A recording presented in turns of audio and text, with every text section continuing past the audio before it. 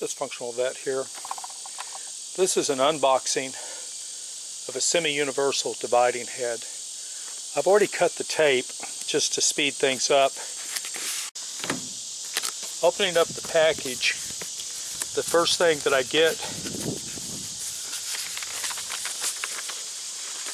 is I get a test report. They're saying the run out on center was 0.02 of a millimeter, and on spline nose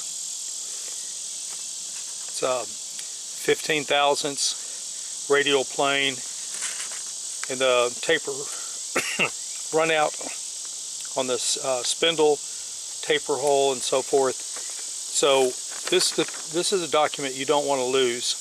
And it says the dividing accuracy of the worm drive was 1 degree in 30 seconds. You got your book of instructions and a picture of what it would look like when it's set up. It's got all the information you need in here.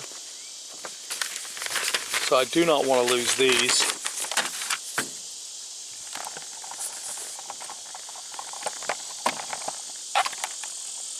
On top we have a T-bar, and usually I'm not real big on having these springs and stuff because it's a pain to work with. You press them in, they're trying to constantly pop out. I have a small lathe and it has a spring on it. I tolerate that just to make darn sure it isn't in there, and I turn it on. You've got your tie down pieces. You got your tie downs. These slip inside the track of your lathe.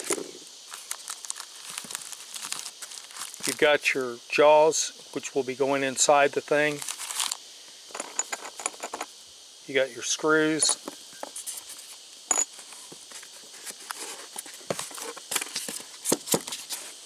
Opening up the actual case, which may be easier said than done.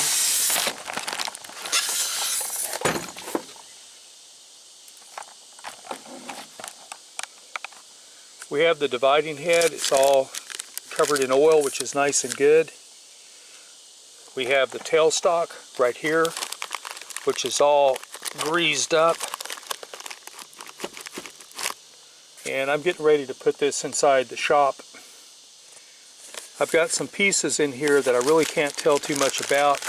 These are my, well, I can't get the thing out. These are the wheels that are used on the dividing head so that you can move your piece in very specific direction, the amount of degrees you need. Let's say that you have to drill 5 holes in a circle. You know that 5 divided into 360 will give you the division that you need in order to align everything up. Well, this sets it up so that you can do it very quickly and get your alignment done, and then everybody's happy. Let's say that you need 24 holes in 360 degrees. So what are the divisions there? You can work it out, but then getting the accuracy of these things to align could be fairly critical. With this, everything's going to align all the way down the road. Now, there were some reviews on this particular piece that said some of this stuff had a little bit of slop in the movement. And the guy went back and used his end mill to make a new piece. My end mill is not going to be here till the end of the week. So for right now, I can be reading the book, learning how to use this, and getting everything to go. A friend of mine, not very long ago, asked me how I know so much about how to do all these things I do. Well, the truth of the matter is I read a Harlequin book. Just one. One was enough.